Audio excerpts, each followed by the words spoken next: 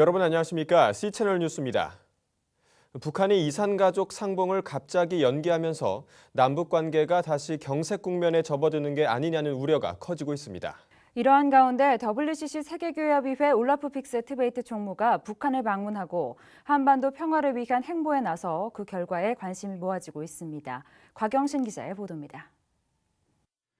북한이 지난 21일 불과 나흘 앞둔 이산가족 상봉을 갑자기 연기한다고 밝히면서 남북 관계가 다시 혼란에 빠지고 있습니다. 개성공단이 재가동된 후 이산가족 상봉, 금강산 관광 재개 논의까지 이어질 수 있었던 남북 화해 분위기에 제동이 걸린 겁니다. 북한 조국평화통일위원회 대변인은 성명에서 남한 정부가 남북 대화를 동족 대결에 악용하고 있다며 이산가족 상봉을 대화와 협상이 진행될 수 있는 정상적인 분위기가 마련될 때까지 연기한다고 밝혔습니다. 또 금강산 관광 재개를 위한 회담도 미룬다고 전했습니다. 전문가들은 이산가족 상봉을 먼저 제의했던 북한의 태도 돌변은 금강산 관광 재개와 관련돼 있을 가능성이 높다고 분석하고 있습니다. 우리 정부가 금강산 관광에 소극적으로 나와 북한이 불만을 터뜨렸다는 겁니다. 이 밖에도 이석기 의원 내란 음모 사건이나 최근 언론에 보도된 북한 고위 인사의 추문 등이 영향을 준 것이라는 추측도 나오고 있습니다. 북한의 이 같은 태도 변화는 가족 상봉을 학수고대하던 이산가족들에게 큰 실망과 아픔을 안겨주고 있습니다. 현대경제연구원의 조사에 따르면 현재 생존해 있는 이산가족은 모두 74,400여 명. 그러나 이들 대부분이 고령자라 2033년 이전에 모두 사망할 것으로 예측했습니다.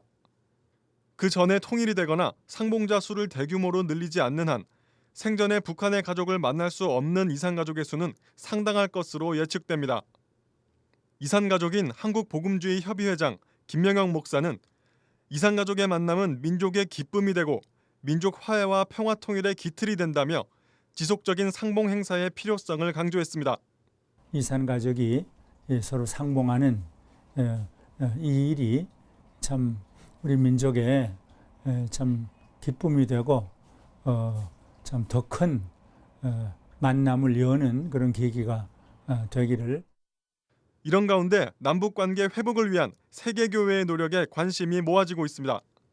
WCC 세계교회협의회 울라프 총무는 최근 북한교회의 공식 초청으로 북한을 방문해 WCC 부산 총회에 북한교회 대표단을 초청하고 한반도 평화를 위한 총회 정책 문서 채택 방안을 논의하는 등 적극적인 활동을 벌이고 있는 것으로 알려졌습니다. 또 독일을 출발해 러시아를 거쳐 부산으로 오게 될 평화열차가 북한을 격려할 수 있도록 북한의 협조를 요청할 것으로 보입니다. 평화열차가 북한에 들어갈 경우 한반도 평화에 대한 세계의 관심을 모으고 남북 관계를 개선하는 데도 크게 기여할 수 있을 것으로 기대되고 있습니다. 한편 울라프 총무는 방북 기간 동안 김정은 국방위원회 제1위원장과의 면담도 가질 것으로 알려졌습니다. 어렵게 성사된 상봉 행사가 불투명해지면서 이산가족들의 슬픔은 커지고 남북 관계도 흔들리고 있습니다. 이런 가운데 한반도 평화를 위한 세계교회의 노력이 어떤 결실을 맺을지 귀추가 주목되고 있습니다. C채널 뉴스 곽영신입니다. WCC 한국준비위원회가 오는 10월 6일을 총회의 성공적인 개최를 위한 공동 기도주일로 지키기로 하고 전국교회의 관심과 참여를 요청했습니다. WCC 한국준비위는 이번 공동 기도주일과 관련해 전국교회의 공문과 함께 설교문과 기도문, 간증문, 목회 서신을 발송하고 도움을 요청했습니다. 상임위원장 김삼환 목사는 설교문에서 전 세계 기독교를 대표하는 큰 기구가 선교의 짧은 역사를 갖고 있는 한국에서 열리게 된 것은 하나님의 큰 뜻이 있다는 것이라며 WCC 총회를 둘러싼 갈등을 흔적 삼아 한국교회의 치유가 되고 축복이 되는 잔치를 만들자고 강조했습니다. 한국준비위 준비대 회장 박종화 목사는 목회 서신에서 지난 어려웠던 시절 한국교회는 WCC를 중심으로 한 세계 여러 나라 교회들로부터 엄청난 물적, 영적 후원을 받았다면서 이제는 베푸는 자의 위치에서 마음과 뜻과 정성을 다해 주길 바란다며 전국교회의 협조를 요청했습니다. 한편 WCC 총회 한국준비위원회는 오는 10월 6일부터 12일까지를 공동기도주간으로 지키며 후원 모금 운동도 펼칠 예정입니다. 미국과 러시아, 유럽 국가들의 교회 지도자들이 시리아 사태에 대해 평화를 위한 정치적 해법을 모색해야 한다고 주장했습니다. 세계 교회 지도자들과 코피 아난 전 유엔 사무총장, 중재 전문가 라크다 브라히미 등이 참석한 가운데 진행된 회의에서 WCC 세계교회협의회 울라프 픽세 트베이트 총무는 시리아 안팎에서 모두가 책임 있는 해법을 모색해야 하고 교회는 이를 위해 기도하며 지원해야 한다고 밝혔습니다. 코피 아난 전 사무총장은 시리아의 평화는 힘과 군사력으로 이루어지지 않는다며 제네바에서 열릴 두 번째 평화 컨퍼런스에 대한 기대감을 나타냈습니다. 중재 전문가 라크다 브라히미 또한 위기에 처한 시리아인들을 포기하면 안 된다며 국제사회와 세계교회가 함께 평화적 해법을 모색해달라고 요청했습니다. 한편 3년째 지속되고 있는 내전 사태로 시리아에는 200만 명 이상의 난민이 발생한 상태입니다. 대한예수교 장로회 합동 제98회 정기총회에서 다음 한 회기를 이끌 새 임원진들이 선출됐습니다. 총회장에는 안명환 목사가 추대됐으며 13년 만에 직선제가 도입된 목사 부총회장 선거에서는 광주노회 백남선 목사가 당선됐습니다. 이인창 기자의 보도입니다. 지난해 교단 설립 100주년을 기념했던 예장 합동총회가 제98회 정기총회를 시작으로 다음 100년을 향한 첫발을 내딛었습니다. 141개 노회에서 참석한 1,400여 명 총대들은 98회기를 이끌 임원진을 새롭게 조직했습니다. 총회장에는 현 부총회장 황해노회 안명환 목사가 총대들의 만장일치 박수로 추대됐습니다. 안명환 신임 총회장은 취임사에서 교단 정체성을 바로 세우기 위해 교단 개혁과 화합을 함께 추구하고 예배와 선교 회복, 이단 사입이 척결, 다음 세대 교회 교육 강화 등에 매진하겠다고 각오를 밝혔습니다. 또 합동총회가 보유하고 있는 서울 염곡동 부지를 활용해 새 총회회관 건립을 추진하겠다는 계획도 발표했습니다. 우리 교단 장래를 위해서 화합하는 모습에 나는 총회장 추대받은 자로서 열심히 일하여서 진실로 이 행복한 모습을 보여드리고 싶습니다. 광주노회 백남선 목사와 충청노회 김용우 목사가 맞붙은 목사 부총회장 선거는 올해부터 제비뽑기와 직선제가 혼합된 절충형 선거제가 도입되면서 총회 전부터 관심이 컸습니다. 최종 결과는 백남선 목사가 전체 투표자 1,446명 중 828표를 득표해 당선됐습니다. 백남선 신임 부총회장은 교단 화합을 위해 노력하되 화합은 반성하는 사람들과 할 수 있다는 의미심장한 발언을 전하기도 했습니다. 화합은 해야 되는데 잘못된 것을 반성한 사람과 화합이 되는 것이지 반성이 없는 사람과는 화합을 할 수 있는 것은 어려운 일이다, 그렇게 생각합니다. 장로 부총회장에는 단독이 후보한 대구 수성노회 김신길 장로가 추대됐습니다. 김신길 신임 장로 부총회장은 새로운 총회장을 잘 보필하고 개혁주의 신앙을 바로 세워가겠다고 회기에 임하는 각오를 밝혔습니다. 본 교단을 통해서 신앙을 바로 세우는 일에 앞장서겠습니다. 그리고 차세대를 위해서 우리 신학교 육성을 위해서 저희들이 노력을 다하겠습니다. 임원 선거에 앞서서는 개정된 선거제도에 지난 97회 총회에서 위임되지 않은 내용이 포함됐다는 이견이 제기돼 논란이 일었지만 선거제도 채택 여부를 다루지 않은 가운데 투표 절차가 진행되기도 했습니다. 한편 총회 현장에서 총대들은 실행위원회가 받은 바 있는 97회 정기총회 파행 사태에 대해 조사한 진상규명위원회의 보고서를 폐기하기로 결의했습니다. 또 헌의부가 총회 사태와 관련해 노회들이 상정한 헌의안들을 소관부서에 배정한 가운데 남은 기간 이와 관련한 논의가 상당할 것으로 전망되고 있습니다. 총회 사태와 관련해서는 진상규명위 불법성 조사, 재정특별감사, 비대위 징계, 총회장 총무 해임 규정 제정 등의 헌의안이 올라와 있습니다. C채널 뉴스 이인창입니다. 한국교회연합이 제2-2차 실행위원회를 열고 선거관리 규정 후보 순번제 기준을 변경하는 등 정관 개정안과 제반 규정을 심의했습니다. 후보 순번제에 따라 대표회장을 선출하고 있는 한국교회연합은 대형 교단에 해당하는 가구내 기준을 기존 5,000교회 초과교단에서 3,500교회 초과교단으로 낮추는 방안을 심의했습니다. 또 중형교단에 해당하는 나구내 기준은 3,500교회 이하 1,000교회 초과교단으로 정하기로 했습니다.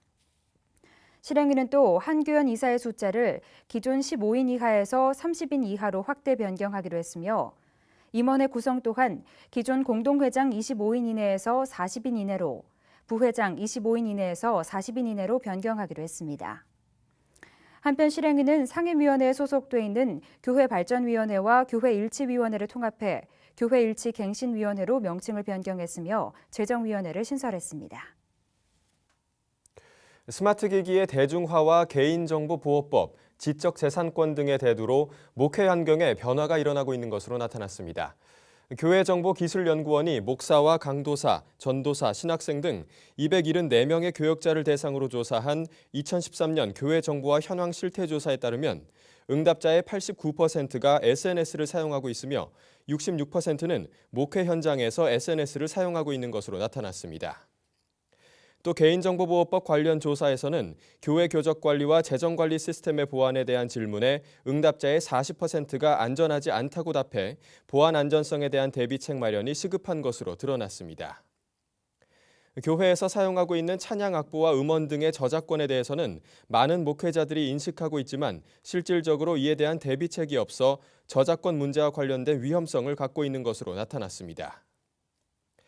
이에 대해 교회정보기술연구원은 개인정보보호법, 지적재산권 문제 등에 한국교회가 올바로 대처할 필요가 있다며 목회자와 교회의 관심이 필요하다고 조언했습니다.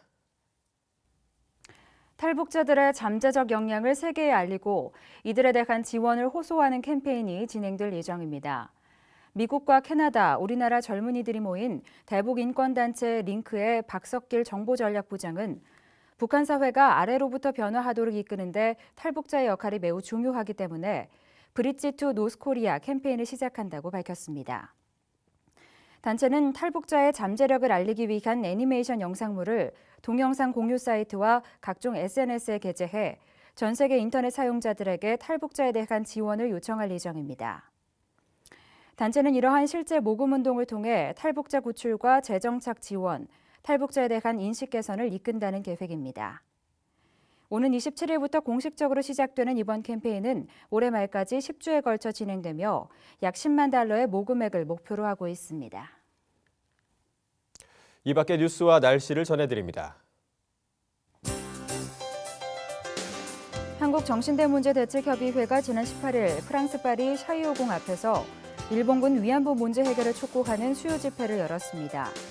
집회에 참석한 김복동 할머니는 일본이 잘못을 뉘우치고 해결하도록 협조해달라며 프랑스인들의 도움을 요청했습니다. 한국기독교의료선교협회가 오는 10월 3일부터 5일까지 대전 세로남교회에서 제13차 의료선교대회를 엽니다. 변하는 세상, 변하지 않는 부르심을 주제로 사상 최대 규모로 진행되는 이번 대회에는 진 챔버레인 선교사와 이대영 인터서브 선교사가 세계 의료선교 상황에 대해 발표할 예정입니다. 서울 YMCA가 오는 26일 서울 YMCA 대강당에서 남북관계 현안과 한반도 신뢰 프로세스를 주제로 제12회 종로 포럼을 개최합니다.